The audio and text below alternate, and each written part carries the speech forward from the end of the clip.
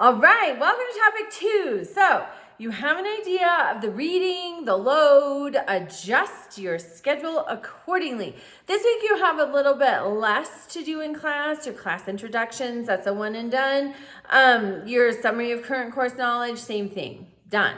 You still have 2 discussions and an assignment and participation. Remember participation, those are those substantive replies to your peers. They're thoughtful. They're inviting more conversation. So keep an eye on that and make sure you're getting those 20 participation points every week. Okay, so this week, your first discussion, you're looking at the Enlightenment. So those are men like John Locke. He had a theory of natural rights. They were life, liberty, and property. You might recognize that in the Declaration of Independence, where we see life, liberty, and the pursuit of happiness. Thomas Jefferson had studied John Locke. Many of the founders had studied the Enlightenment thinkers and some of the great Greek statesmen too. They didn't just limit their sphere of knowledge. So also Baron Montesquieu, he is the reason we have 3 branches of government. He was an Enlightenment thinker. He said you cannot concentrate all of this power in just one area. You got to spread it. So that's why we have the 3 branches of government, and that is why they can check and balance each other. So we don't have this concentration of power, because when power is concentrated, it's typically abused. Then, and there are many other Enlightenment thinkers. Voltaire is a huge influence in some of our amendments in the Bill of Rights, the first 10 amendments to the Constitution. Many Enlightenment thinkers can be found in our founding, their influence. So pick one and talk about them and their contributions. Then, for the second discussion on Friday, you're looking at why Great Britain lost the war. One of the big reasons is they're fighting a war across the ocean. This is long before satellites, planes, where you could have a faster response time. Here's what's happening, and you could relay communications. You know, communications are coming across the ocean. It takes a long time. So that's factor number 1, but there are other factors too. Okay, then for your assignment this week, you're doing a timeline. Major political, economic, and cultural moments from the American Revolution to the ratification of the Constitution.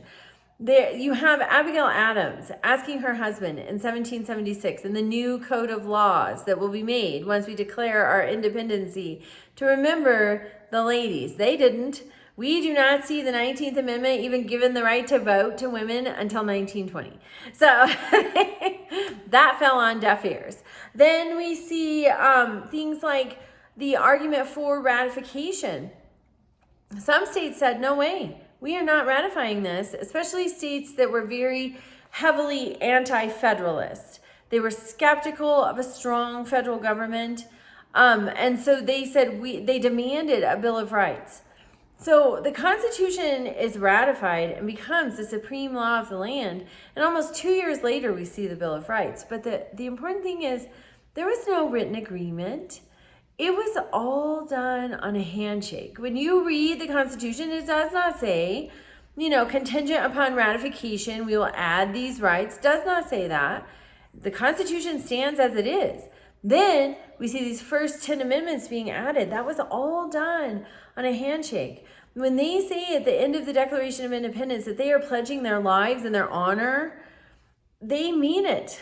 Honor meant something. Look at today. Compare that to today. It doesn't do us any good to study history if we're not looking at today. Would you stake a real estate deal? Would you stake anything of any importance on a handshake and just a verbal agreement? I would not, and it would not matter who it is with. I would not. So it really shows how important honor was, but also how important was it? Because these same honorable men, many of them are slaveholders. That is not honorable. So it's really important to consider the social, what was accepted, what wasn't. You have to consider the whole context because at the end of the day, the founders, they were brilliant, absolutely brilliant. They created something that lasted more than 200 years. I mean, that is brilliant. So brilliant. However, they were not perfect. They were flawed. There were flawed practices in our country. There was a struggle.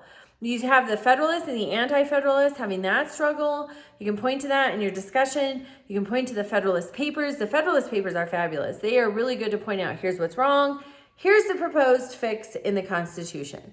But also slavery. Slavery has been debated from the beginning, as it should be. It should not have been happening. There's so much material you can draw from in this timeline of events. Even in the Constitutional Convention itself, the 3/5 compromise, that was about slavery. So there's so much material that you can draw from to construct your timeline. If you feel like you're lost and you're having trouble constructing a timeline, please reach out to me. And then remember those 6 replies in the discussions to your peers for participation. All right, have a great week.